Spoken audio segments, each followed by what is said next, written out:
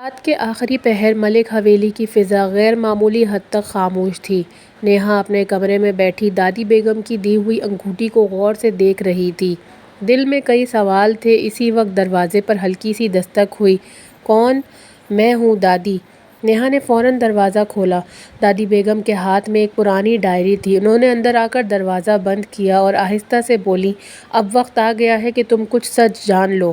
نیہا خاموشی سے ان کے سامنے بیٹھ گئی۔ دادی نے ڈائری اس کے ہاتھ میں دیتے ہوئے کہا، اسے ابھی مت پڑھنا، یہ صرف اس وقت کھولنا جب ایان تمہارے ساتھ ہو۔ نیہا نے حیرت سے پوچھا، دادی جان آخر آپ سب مجھ سے کیا چھپا رہے ہیں؟ دادی کی آنکھیں نم ہو گئیں۔ ہم تمہیں دھوکہ نہیں دینا چاہتے تھے، ہم صرف تمہیں ایک ایسے درد سے بچانا چاہتے تھے جس نے برسوں پہلے ہمارا گھر اجاڑ دیا تھا۔ اگلے دن سادگی سے نکاح کی تاریخ طے ہو گئی۔ کوئی بڑی تقریب نہیں، صرف قریبی رشتہ دار اور چند عزیز۔ ایان پہلی بار نیہا سے تنہائی میں دادی کی موجودگی میں چند منٹ بات کرنے آیا۔ کمرے میں خاموشی تھی۔ ایان نے نظریں جھکائے ہوئے کہا، مجھے نہیں معلوم تم میرے بارے میں کیا سوچتی ہو، لیکن میں ایک وعدہ کرتا ہوں، میں تمہیں کبھی جان بوجھ کر تکلیف نہیں دوں گا۔ نیہا نے پہلی بار اس کی آنکھوں میں دیکھا۔ اسے وہاں غرور نہیں بلکہ ایک ٹوٹا ہوا انسان نظر آیا۔ وہ دھیرے سے بولی، ہر انسان کا ایک ماضی ہوتا ہے، میرے لیے اہم بات یہ ہے کہ ہمارا مستقبل اللہ کی رضا کے مطابق ہو۔ ایان نے پہلی بار ہلکی سی مسکراہٹ دی، شاید اللہ نے تمہیں میری زندگی میں کسی وجہ سے بھیجا ہے۔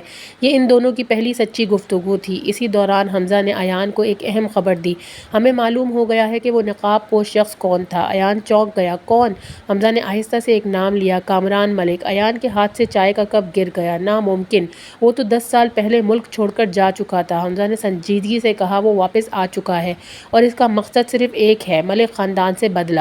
اسی رات کامران ملک ایک پرانے فارم ہاؤس میں بیٹھا مسکرا رہا تھا۔ اس کے سامنے نیہا اور ایان کی حالیہ تصویر رکھی تھی۔ اس نے تصویر پر ہاتھ پھیرتے ہوئے کہا، اب کھیل شروع ہوا اور اس بار سچ بھی میرے حق میں ہوگا۔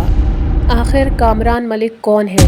وہ ایان سے کس بات کا بدلہ لینا چاہتا ہے؟ کیا نکاح سے پہلے ہی ایک نئی آزمائش ان دونوں کا انتظار کر رہی ہے، یا یہ آزمائش ہی ان دونوں کو ایک دوسرے کے قریب لے آئے گی؟ یہ سب جاننے کے لیے دیکھیے نکاح کے بعد محبت کی قسط نمبر 10۔ اگر آپ کو یہ کہانی پسند آ رہی ہے تو ہمارے چینل قصے کہانی کو سبسکرائب کرنا نہ بھولیے۔ آپ کی ایک سبسکرپشن ہمیں مزید خوبصورت اور دلچسپ کہانیاں لانے کا حوصلہ دیتی ہے۔ اللہ حافظ۔